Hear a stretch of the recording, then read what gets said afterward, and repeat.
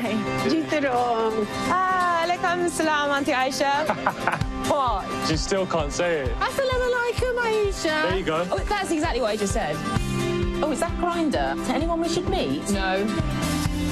I'm getting married. You are? Who's the lucky lady? Don't know yet. What do you mean? I'm getting an arranged marriage. Well, assisted marriage. That's what we're calling it these days. Dare I ask, what about love? You grow to love the person you're with. What, like Stockholm Syndrome?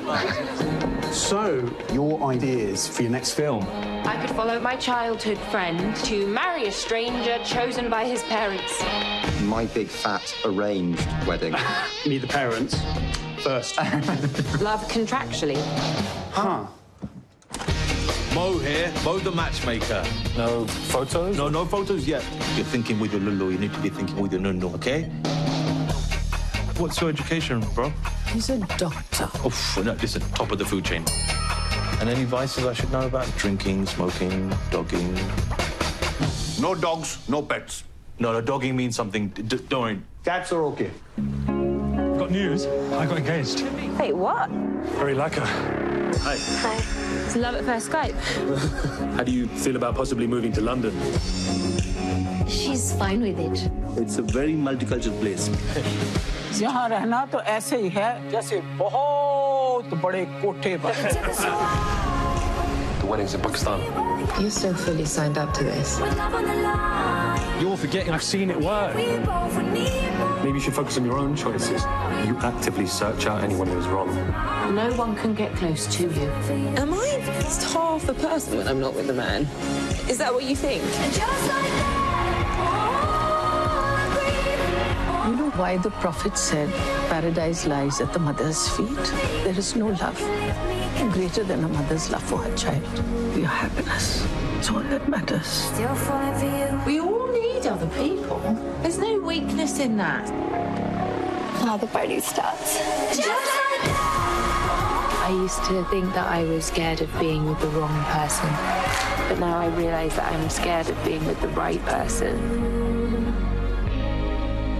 I've been very lucky to have them as neighbours. Actually, they've become like family to me since your father left for that teenage tour. She's 35. Exactly.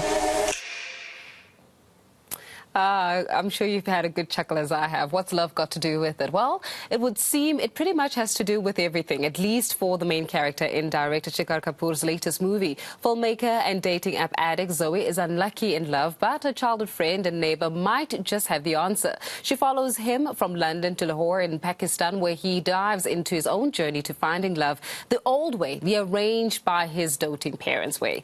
To give us more on the film's inspiration, I'm joined now by the director of What's Love Got to Do with It, Shekhar Kapur. Shekhar, thank you so much for your time and a very good morning to you. As I was saying that I was having a good chuckle because it's almost like these two polarized sides, right? You either go through the dating app kind and keep swiping for the wrong people, or you go through, and I love what was said, assisted marriage side, where you really do. You meet somebody on the day and then obviously this is where you follow the path. And where do you find that middle ground, so as it were? Just talk to us a little bit about that as a source of inspiration for the film. Well, there is no middle ground. It's what you do. You have to follow your own path. And dating apps or an arranged marriage or even love marriage.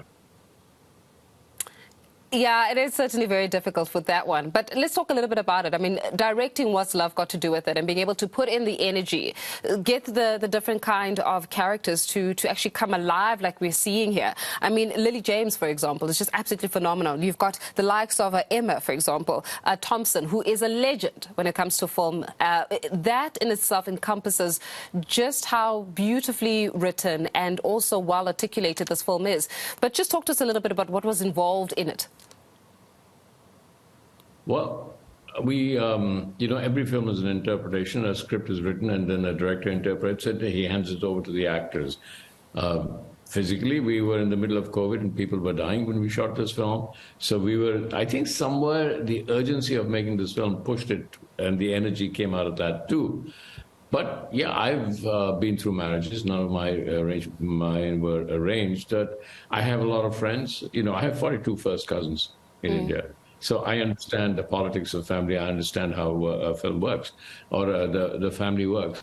But to me, what was really interesting about the script is that it doesn't preach. It doesn't tell you. It's not like a rom-com where at the end of it you run to the airport and everybody, the lovers hug and suddenly there's a, like, you know, they lived happily ever after. There is no living happily ever after without having the mystery of love encompassing it. So love to me has always been, is a great mystery. It's a yearning, it's a longing. And as long as the longing lasts and the yearning lasts, love lasts. So to say that, okay, now I've found love and I'm done with it, it doesn't work, doesn't work. So it's, even if you have a partner that you found that is part of you and you've been with that partner for a long time, every morning when you wake up, you must find the mystery in that partner. Otherwise, love, like life, has no meaning. Yeah. So to me, that was the most important thing of the film, is to find the fact that love and relationships are a constant longing, a constant yearning, and a constant process of discovery. And that's what I loved about the script. It didn't actually preach that this is the way or this is the way. Find your way, but remember, love is not a full stop. It's a ... Well, Shekhar, more than anything else, I think a lot of times when we've seen with romantic comedies and the like, or comedies, so as it were, it's very fairy tale. Like, you know, so it gives off the impression that life is supposed to be a fairy tale. And from just watching the clip of this film, it looks as though you've been challenging that notion that, and they all lived happily ever after. It's almost saying, what's after the happily ever after?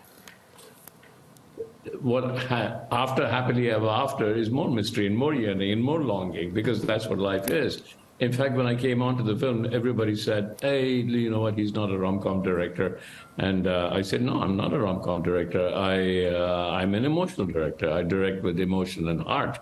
And so, yeah, I would not accept any film that said, you know, in the end, it's just happily ever after. In life, there is no happily ever after till you constantly yearn for life. The only happily ever after in life is the yearning for life. The idea of life itself. That is very beautifully put. And in terms of what would you like audiences to walk away from and walk away with after watching this film? The fact that we are all the same. The idea that these are Pakistanis and the Asians, it's the same in the African communities, it's the same in the Chinese communities. Every community has family. Every community. I don't know a single community. I have just a Jewish friend who's just fought off his Jewish family in New York, who want him to marry one girl, and he's fallen in love with another girl that is from China who lives there. So there is not a single community in this world where the emotions of this film, what's love got to do with it, don't exist. So I want everybody to walk out of the film saying, I don't care which culture I'm from, what ethnicity I'm from. This is my story. I know somebody like that. I went through that. That's one thing. And the other thing is, the heart of the film is, let's go hug someone. Because being part of the family is being compassionate. It's to forgive and to be compassionate and to hug and embrace. And this idea that what you just showed, what Emma Thompson says, even as an adult, you need a village to surround you, a family or a village or a community. The idea is, so what I want the audience to come out is, of course, with a smile on their face and a tear coming down their cheeks, but also the need to hug someone. Because we've been through COVID, we're going through trying times. Hug someone. Yeah, it's very true that we have been through so much as a society, as human beings. Yeah. And I think within COVID-19, we were at the brink of losing our humanity and empathy because we were so full of fear. I really can't look forward for us to all check out What's Love Got to Do with It by Shekhar Kapur as the director. Much appreciated for your time, Shekhar. And I'm hoping that we can produce and we'll be seeing more of these films of the like, really tackling what happens after happily ever after. Director of What's Love Got to Do with It, Shekhar Kapur, just giving us the latest on that one. And of course, this is where we're going to leave it for this edition of the South African Morning.